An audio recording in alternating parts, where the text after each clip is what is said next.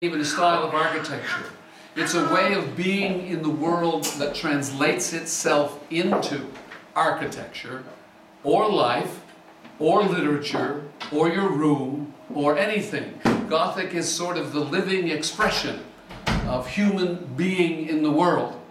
It's a certain energy force, and that's why he loved it so much. It's, of course, wonderful in the buildings, and that's why he thought so much of them, because they had the spirit of the people who made them in the buildings, in the corners, in the niches, in the arches, in the paintings, in all of these things. That's why he loved it. But it had the spirit of all these different people in these places that he wanted to. And he makes this argument in traffic. It's a wonderful little bit, the lecture he delivered in Brantwood in 1864. He says that before the cathedrals were Gothic, this is a mistake we make.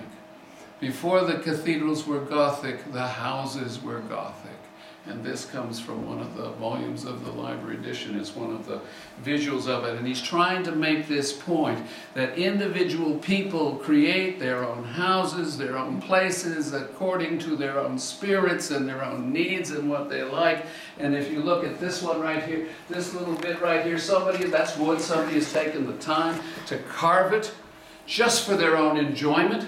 They didn't really need to. It would have been functional as a house without that, but it made the house theirs, and that's the spirit that he's talking about. Here's a close-up of that, the wood vine, the woodwork vine in Abbeville, yeah? And I think it's just a really beautiful evocation of what he's trying to do. I was recently with Jen at the Ruskin Gallery in Sheffield, and Louise Pullen had on display this lovely painting by Thomas Rook, whom we didn't know much about before we went there, but he also knew Ruskin well, as you can see. And here's another example of the houses being Gothic before the cathedrals. And again, the point is essential. Gothic is a style of being in the world. It's your expression of your own self and your attachment to it. Ruskin believes so powerfully that we need to be involved in our own lives, to not, even though we sometimes work for other people, to be able to be creative in our own lives, to use our life force and our thought and our imagination in new ways. And that's what is, I think, being illustrated with that. And here's a street scene in Rouen today for when we were there a year or so ago. Yeah? But then the transition occurred. It occurred not from the houses only, because many of them stayed Gothic, but into the cathedrals themselves. This is the Cathedral Saint-Maclou in Rouen, drawn by Samuel Prout. It's a lovely picture, as you can see. But you see all the vibrancy in it that Ruskin loved so much. And then it got to the cathedrals themselves, and this is Rouen Cathedral.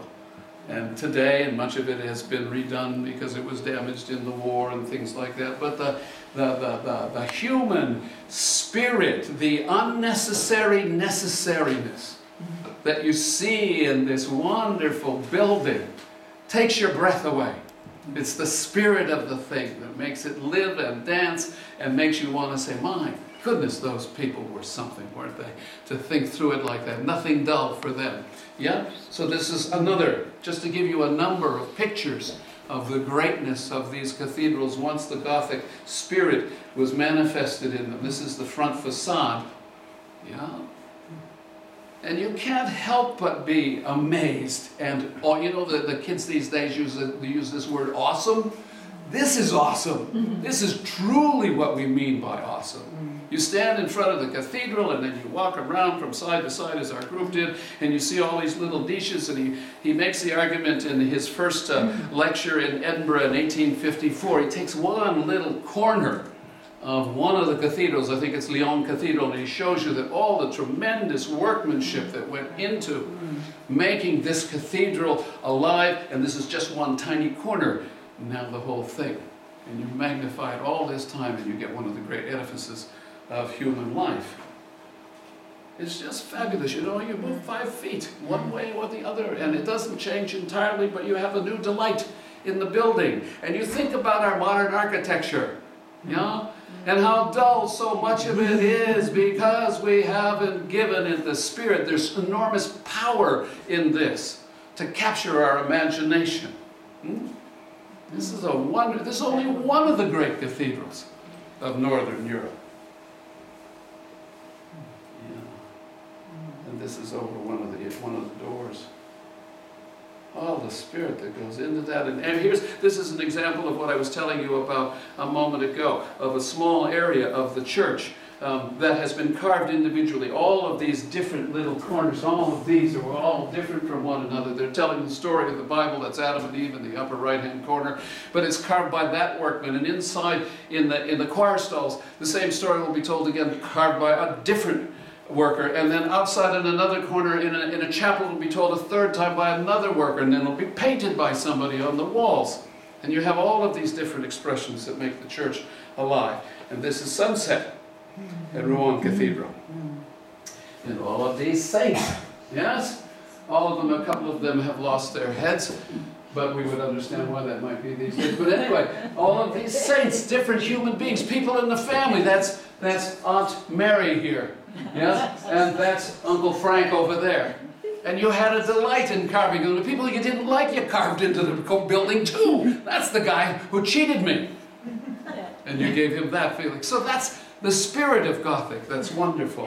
Here's one of Ruskin's drawings from the Seven Lamps of Architecture. He doesn't make two, he actually has a footnote about it, but it's in Saint-Lô, another small church nearby where we visited with the group. And it's just, look at the complexity of this wonderful small little arch and pointed area and all these things around it. The tremendous human effort and energy, because they believed in it and they loved it and they wanted to do it and they took pride in being involved in it. Yeah, really a special thing. So now we go to high tech. Maybe. Cynthia Gamble is with us. She was with us then. This won't last long, Cynthia, I promise. I know I did.